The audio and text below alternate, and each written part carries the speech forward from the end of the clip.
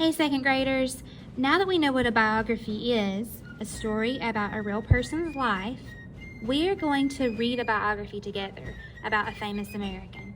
Today we're going to read a biography about George Washington.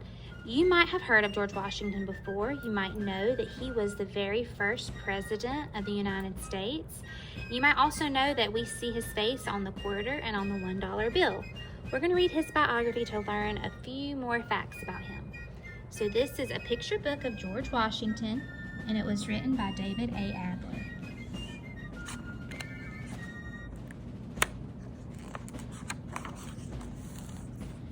George Washington was born on February 22nd, 1732, in a simple Virginia farmhouse. At that time, Virginia was an English colony. Young George liked to fish and go boating. He watched ships that sailed past on the nearby river, but most of all, he liked to ride his horse.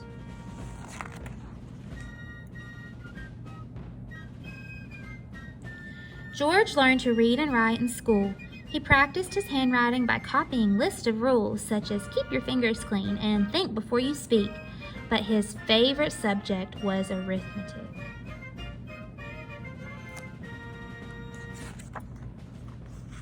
When George was 11, his father died. George helped his mother run their farm and watch his younger sisters and brothers.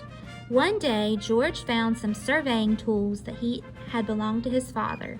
He used them to measure and map a turnip field and a pine forest. He liked surveying.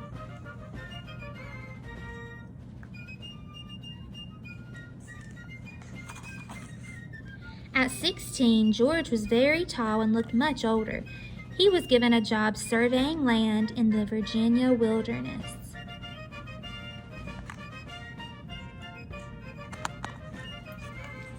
In 1753, when George Washington was 21, he joined the Virginia Army. He rode to the Ohio Valley to warn the French to get off English land. In 1754, the French and Indian War began. George Washington fought on the side of England. He led Virginia's soldiers against the French. George was known as a brave and good leader throughout the 13 American colonies.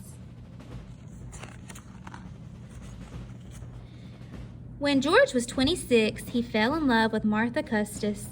She was a wealthy widow with 2 children.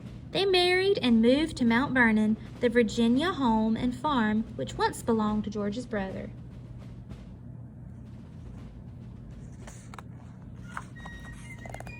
The English won their long war against the French. King George III of England wanted the American colonists to help pay for the cost of the war, so he taxed them. American colonists refused to pay the taxes. In Boston, colonists dumped tea into the harbor rather than pay the tax on it.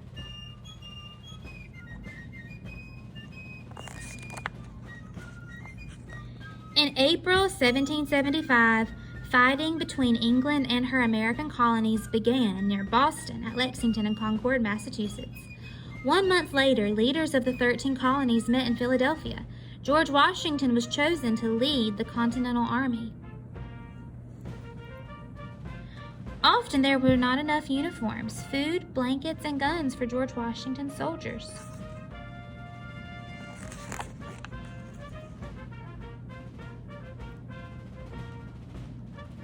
The war lasted 8 years. George Washington and the Continental Army fought bravely. In 1783, when the American colonies won the war, George Washington was the hero. The 13 colonies became 13 states. They joined together and formed a government, but it was weak. In 1787, a new government was formed with a Congress, a Supreme Court, and a president. George Washington was the best-known, most loved leader in America. He was elected the first president of the United States of America in 1789.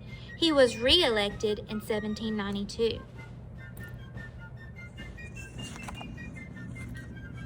President George Washington signed treaties with the Indians, Spain, and England. There was a war in Europe, but George Washington kept the United States out of it. When some farmers in Pennsylvania refused to pay a tax on whiskey, George Washington sent soldiers to force the farmers to obey the law.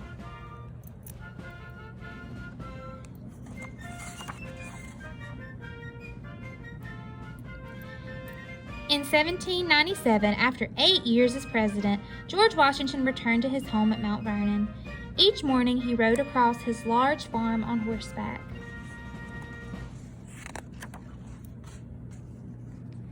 Sometimes he rode 15 miles north of Mount Vernon to watch the building of a new city. It would be the capital of the United States, and it would be named after him. It would be called Washington.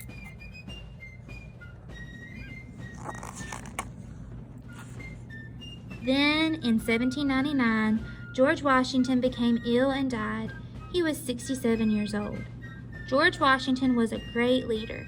He had been called the father of our country. It has been said that George Washington was first in war, first in peace, and